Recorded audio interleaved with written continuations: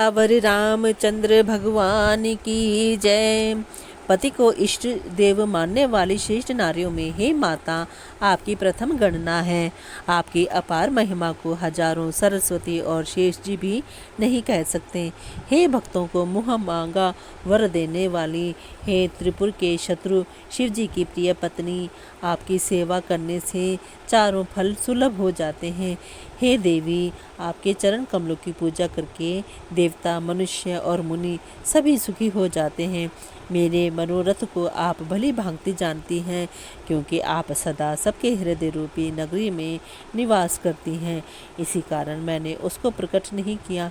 ऐसा कहकर जानकी जी ने उनके चरण पकड़ लिए। गिरिजा जी सीता जी के विनय और प्रेम के वश में हो गई। उनके गले की माला खिसक गई और मूर्ति मुस्कुराई। सीता जी ने आदरपूर्वक उस माला को सिर पर धारण किया। गौरी जी का हृदय हर्ष से भर गया और वे बोली, हे सीता, हमारी सच्ची आशीष सुनो, तुम्हारी मनोकामना पूरी होगी। नारद जी का वचन सदा पवित्र और सत्य है। जिसमें तुम्हारा मन अनुरक्त हो गया है वही वर तुमको मिलेगा। जिसमें तुम्हारा मन अनुरक्त हो गया है वही स्वभाव से ही सुंदर सांवला सवर श्री रामचंद्र जी तुमको मिलेगा। वह दया का खजाना और सुजान है, सर्वज्ञ है, तुम्हारे शील और स्नेह को जानता है। इस प्रकार श्री गौरी जी का आशीर्वाद सुनकर जानकी जी समेत सब सखियां हृदय में हर्षित हुई। तुलसीदास जी कहते हैं, भवानी जी को बार बार पूजकर सीता जी प्रसन्न मन से राजमहल को लौट चली। गौरी जी को अनुकूल जानकर सीता जी के हृदय को जो हर्ष हुआ वह कहाँ नहीं जा सकता। सुंदर मंगलों के मूल उनके बाएं अंग फड़कने लगे। हृदय में सीता जी के सौंदर्य की सराहना करते हुए दोनों भाई गुरु जी के पास गए। श्री रामचंद्र जी ने विश्वामित्र जी से सब कुछ कह दिया, क्योंकि उनका सरल स्वभाव है, छल तो उसे छू भी नहीं सकता। फूल पाकर मुनि जी ने पूजा की, फिर दोनों भाइयों को आशीर्वाद दिया कि तुम्हारे मनोरथ सफल हों। यह सुनकर श्री राम लक्ष्मण सुखी हुए।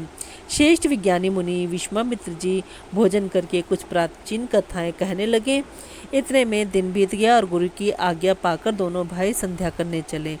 उधर पूर्व दिशा में सुंदर चंद्रमा उदय हुआ। श्री रामचंद्र जी ने उसे सीता के मुख के समान देखकर सुख पाया। फिर मन में विचार किया कि यह चंद्रमा सीता जी के मुख के समान नहीं है। खारे समुद्र में तो इसका जन्म, फिर उसी समुद्र से उत्पन्न होने के कारण विष इसका भाई।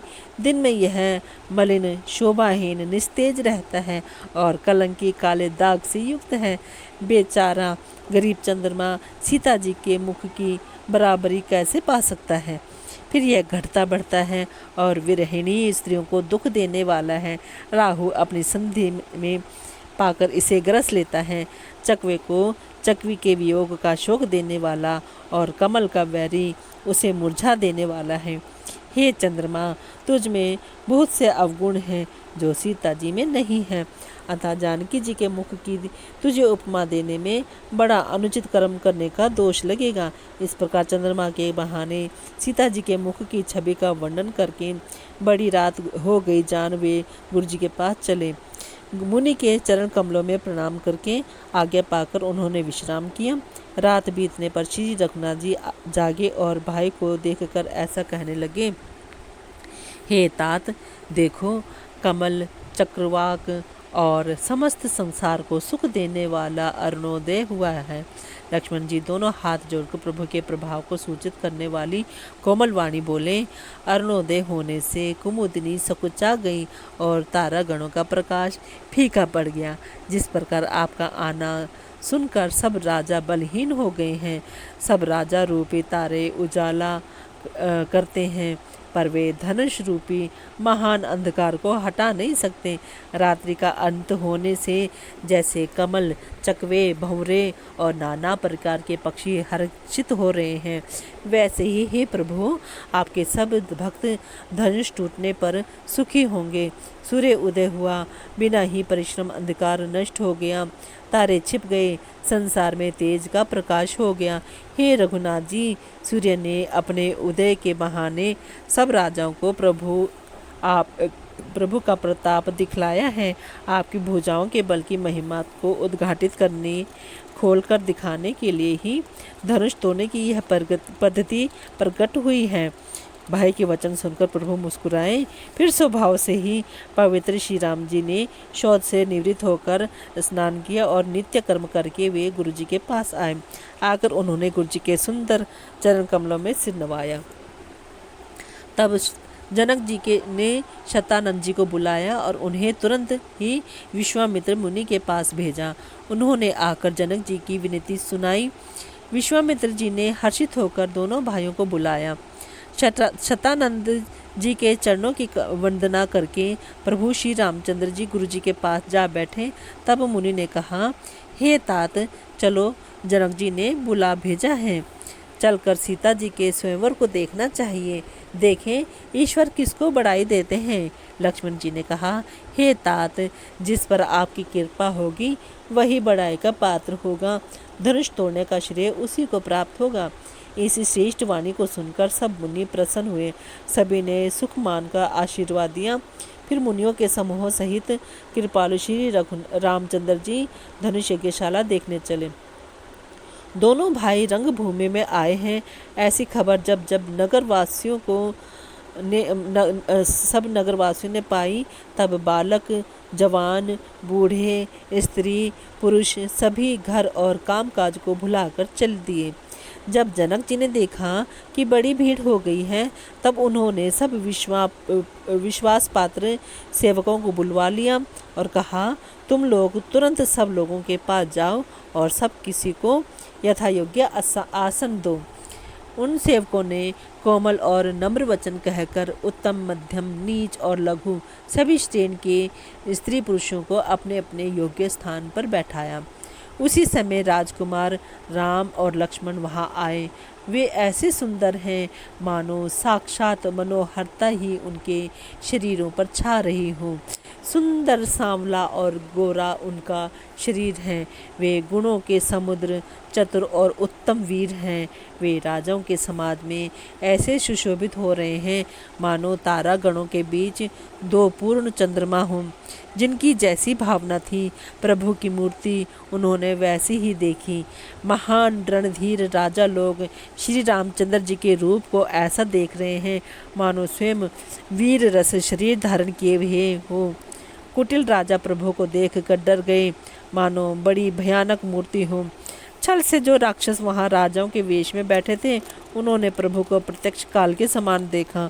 नगर निवासियों ने दोनों भाइयों को मनुष्यों के भूषण रूप और नेत्रों को सुख देने वाला देखा। स्त्रियां हृदय में हर्षित होकर अपनी अपनी रुचि के अनुसार उन्हें देख रही हैं, मानो श्रृंगार रस ही परम अनुपम मूर्ति धारण किए सुशोभित हो रहा है। विद्वानों को प्रभु विराट रूप में दिखाई दिए, जिसके बहुत से मुंह, हाथ, पैर, नेत्र और सिर हैं। जनक जी के सताजिए कुटुंबी प्रभु को किस तरह कैसे प्रिय रूप में देख रहे हैं, जैसे सगे संबंधी प्रिय लगते हैं। जनक समेत रानियां उन्हें अपने बच्चे के समान देख रही हैं।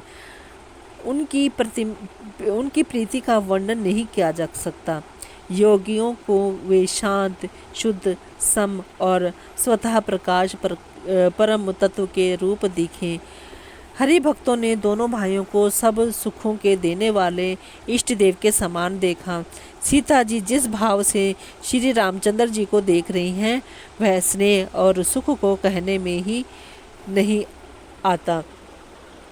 उस स्नेह और सुख का वे हृदय में अनुभव कर रही हैं, पर वे भी उसे कह नहीं सकती। फिर कोई कवि उसे किस प्रकार कह सकता है। इस प्रकार जिसका जैसा भाव था, उसने कौशलाधीश श्री रामचंद्र जी को वैसा ही देखा।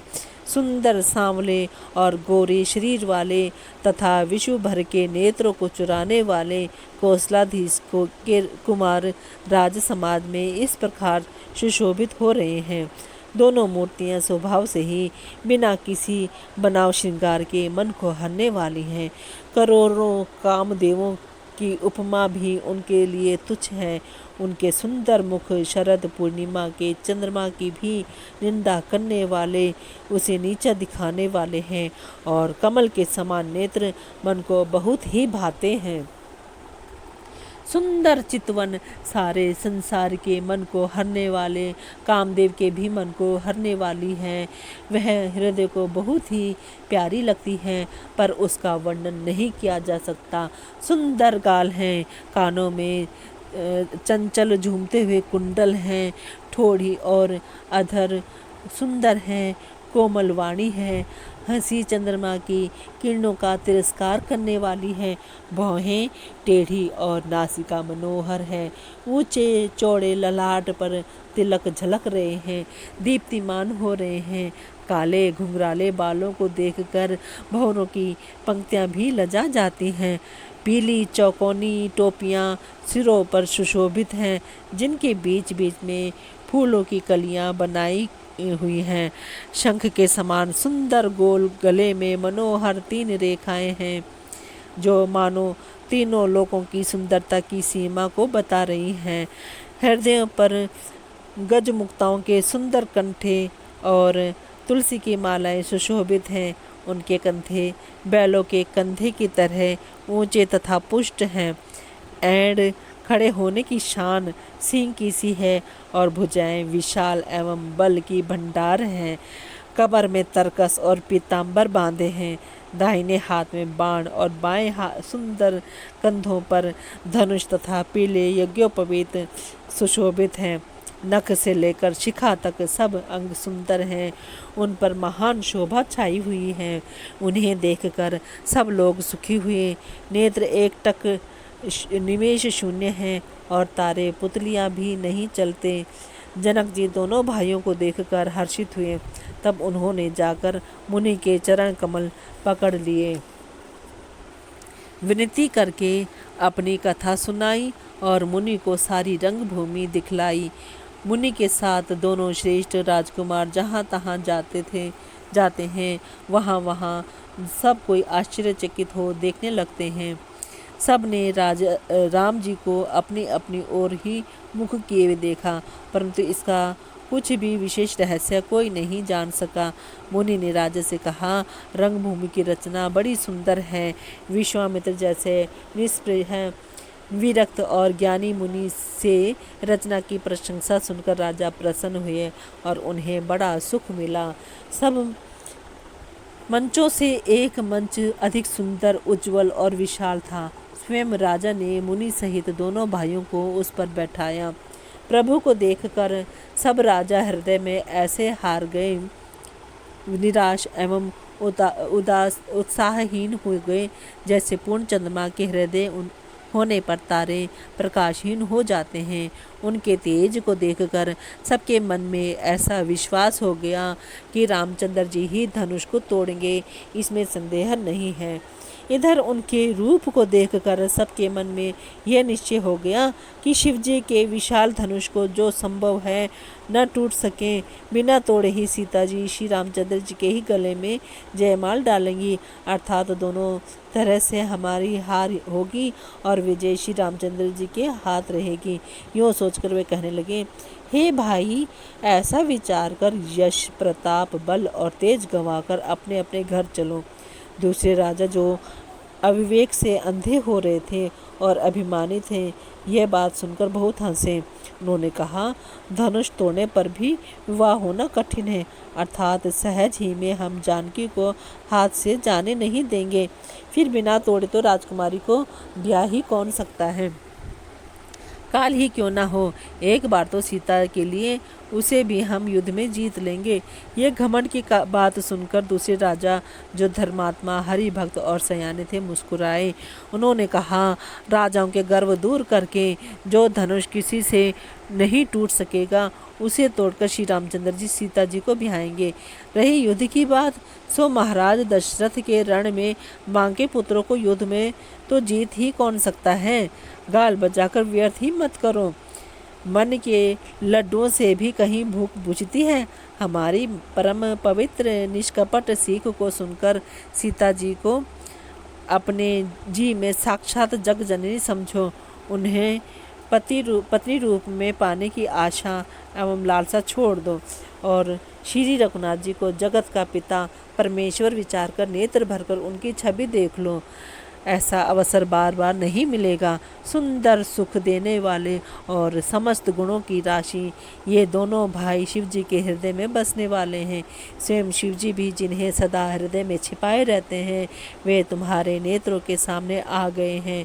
समीप आए हुए भगवत दर्शन रूप अमृत के समुद्र को छोड़कर तुम जग जननी जानकी को पत्नी रूप में पाने की दुराशा रूप मिथ्या मृग जल को देखकर दौड़कर क्यों मरते हो? फिर भाई, जिसको जो अच्छा लगे वही जाकर करो। हमने तो श्री रामचंद्र जी के दर्शन करके आज जन्म लेने का फल पा लिया, जीवन और जन्म को सफल कर लिया। ऐसा कहकर अच्छे राजा प्रेम मग्न होकर श्री राम जी का अनुपम रूप देखने लगे।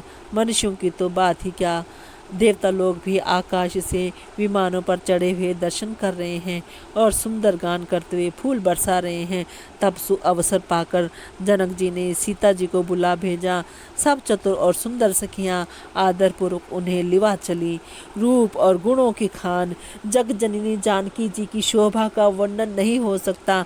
उनके लिए मुझे काव्य की सब उपमाएं तुच्छ लगती हैं, क्योंकि वे लौकिक स्त्रियों के अंगों से अनुराग रखने वाली हैं, अर्थात वे जगत की स्त्रियों के अंगों की को दी जाती हैं।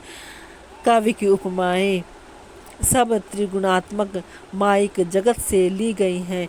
उन्हें भगवान की स्वरूपा शक्ति श्री जानकी जी के अप्राकृत चिन्ह में अंगों के लिए प्रयुक्त करना, उनका अपमान करना और अपने को उपहासास्पद बनाना है।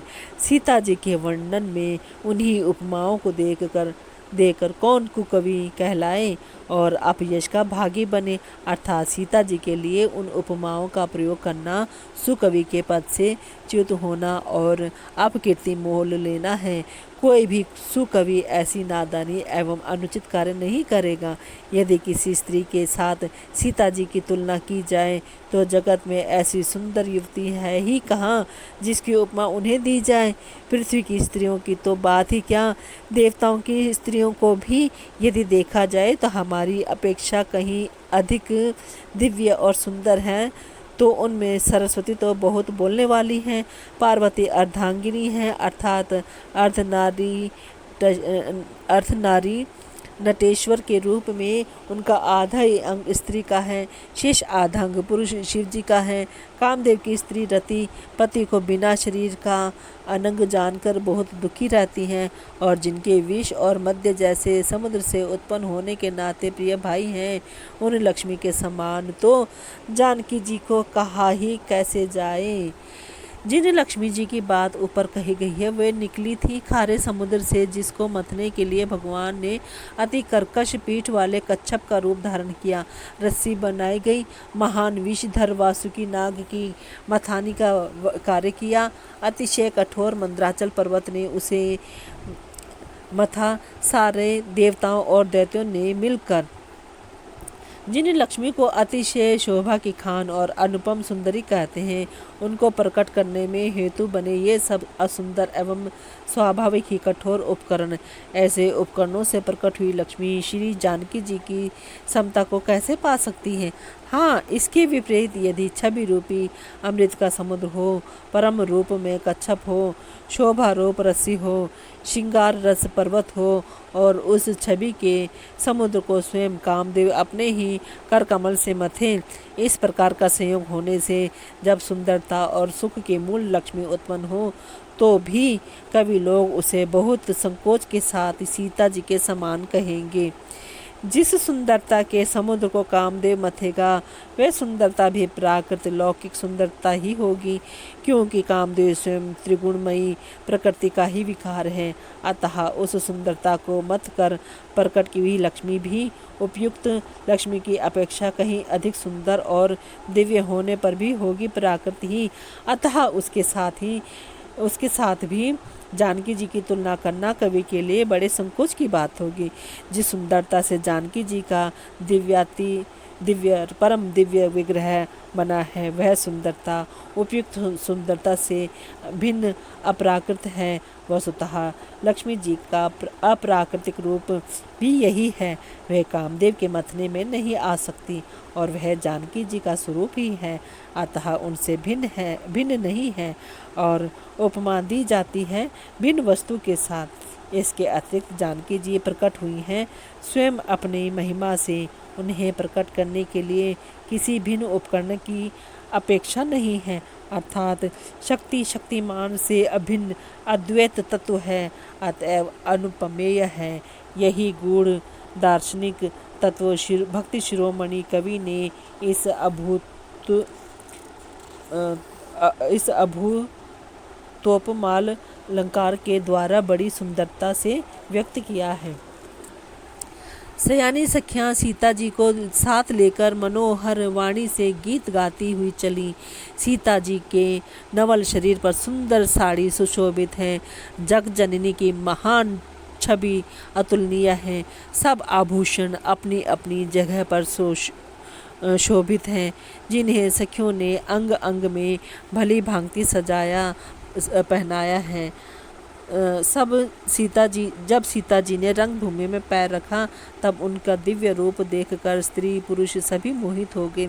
देवताओं ने हर्षित होकर नगाड़े बजाए और पुष्प बरसाकर अप्सराएं गाने लगी। सीता जी के कर कमलों में जयमाला सुशोभित हैं।